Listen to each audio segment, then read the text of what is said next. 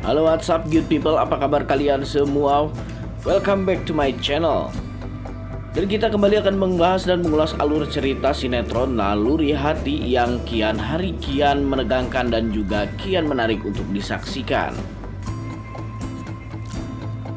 Baik guys, di episode kali ini dimana kita bisa melihat ada titik awal persatuan antara si Zain dan juga si Naila. Semoga saja dengan runtuhnya rencana jahat si Agnes dan juga keluarganya itu akan menjadi sebuah titik balik untuk kehidupan Agnes dan Zain, untuk kehidupan si Naila dan Zain yang lebih indah lagi ke depannya. Baik, saya mau absen dulu nih kalian para penggemar sinetron Naluri Hati dari mana saja. Silahkan tuliskan nama daerah asal kalian di kolom komentar, agar supaya kita selaku fans dan juga penggemar sinetron Naluri Hati dapat saling bersilaturahmi satu sama lain di sini. Serta ini juga akan menjadi sebuah bentuk dukungan kita untuk sinetron Naluri Hati dengan episodenya yang panjang agar senantiasa dapat menghibur banyak keluarga di Indonesia. Sebelum lanjut juga menonton video dan ulasan alur ceritanya, untuk kalian yang baru saja bergabung dan menemukan channel ini, silahkan tekan tombol subscribe. Aktifkan juga lonceng notifikasinya agar kalian tidak ketinggalan video dan info-info menarik seputar pesinetronan Indonesia yang sedang kalian sukai. Dan mari kita masuk ke pembahasannya.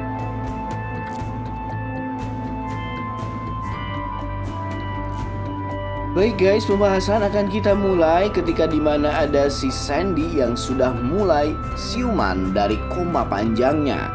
Nah, di sini sesuai yang direncanakan oleh Cindy, Gilang dan juga Omarina, mereka ini akan membuat si Sandy berpihak kepada mereka. Pada awalnya si Cindy berkata bahwa dia sedang bersandiwara pura-pura menjadi orang yang pro terhadap Gilang untuk menghancurkan ataupun membunuh si Naila atau si Amanda. Nah, tapi di sini si Sandy begitu saja percaya dengan omongan si Cindy.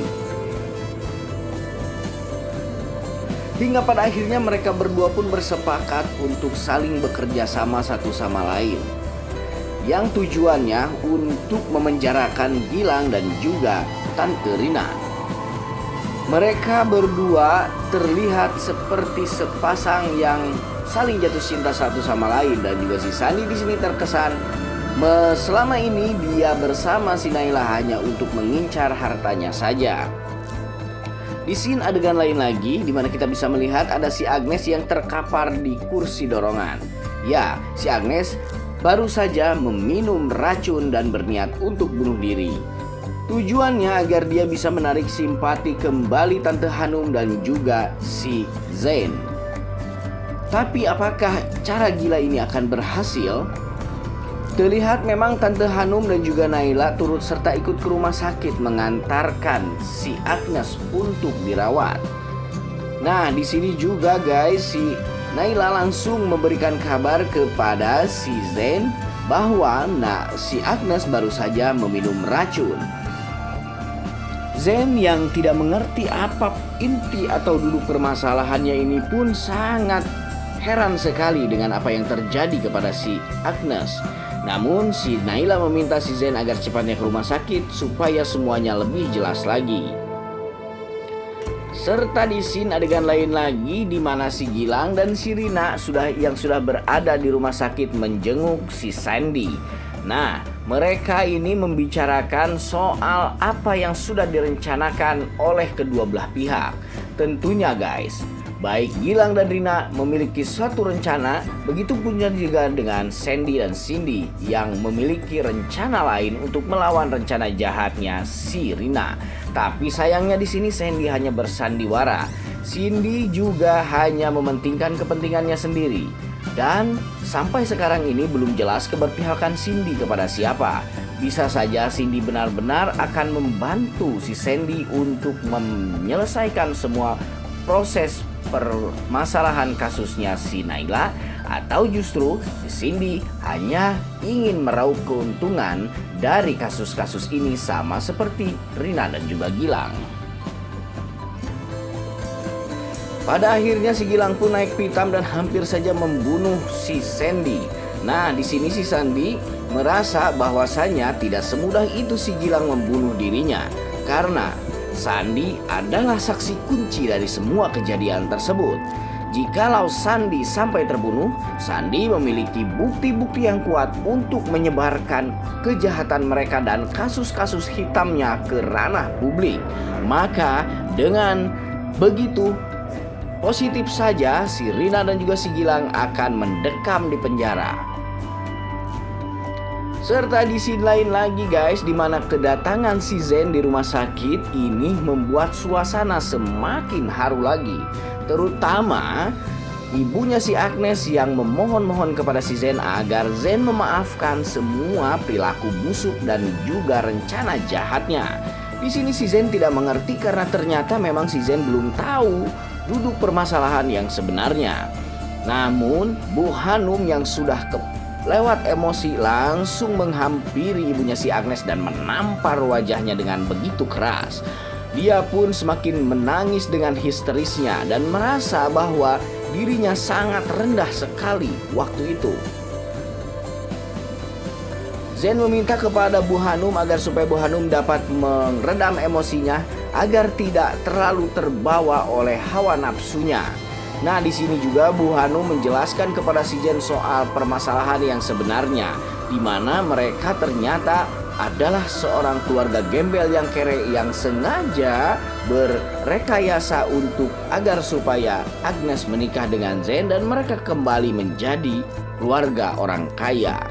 Di sini Zen pun tidak mengerti apa sebetulnya yang sudah terjadi. Namun ini juga menjadi titik kebahagiaan untuk Zen karena yang tidak dia inginkan sama sekali yakni menikah dengan Agnes akhirnya akan batal juga. Baiklah guys, semoga saja Zen dan si Naila akan sesegera mungkin bersatu di sini. Karena mungkin di sini juga Bu Hanum terlihat sangat ramah sekali kepada si Naila. Apakah mungkin ini juga menjadi titik restu dari Bu Hanum untuk hubungan Zen dan juga si Naila? Semoga saja.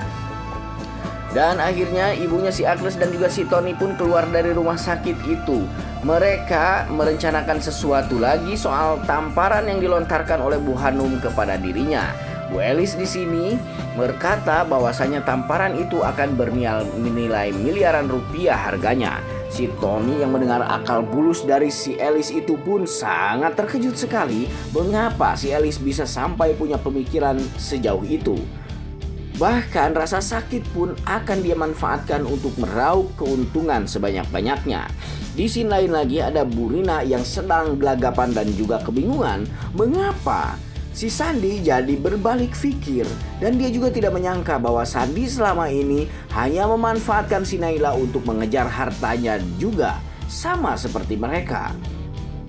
Namun di sini si Cindy menjelaskan kepada mereka bahwasanya itu hanya rekayasa si Sandi. Nah, Cindy lah yang menyuruh si Sandi untuk merekayasakan hal tersebut agar supaya mereka tidak dilaporkan ke polisi. Karena si Sandi ya sekali lagi merupakan saksi kunci untuk menjebloskan Gilang dan juga Rina ke penjara. Baik guys, semoga saja si Rina ini setelah ini akan merasakan karmanya. Bahkan untuk orang yang sudah tua seperti si Rina ini mungkin saja ke depannya ketika dia mendengar hal-hal shock dan juga mengejutkan akan terkena serangan jantung dan mati mendadak guys. Kita doakan saja orang-orang jahat di sinetron ini supaya segera mungkin hengkang selama-lamanya. Oke, sampai di sini dulu pembahasan alur ceritanya kali ini dari saya. Jika kalian suka silahkan like, comment, and share ke teman-teman kalian. Sampai jumpa di video-video selanjutnya. Jangan lupa like, comment, and subscribe.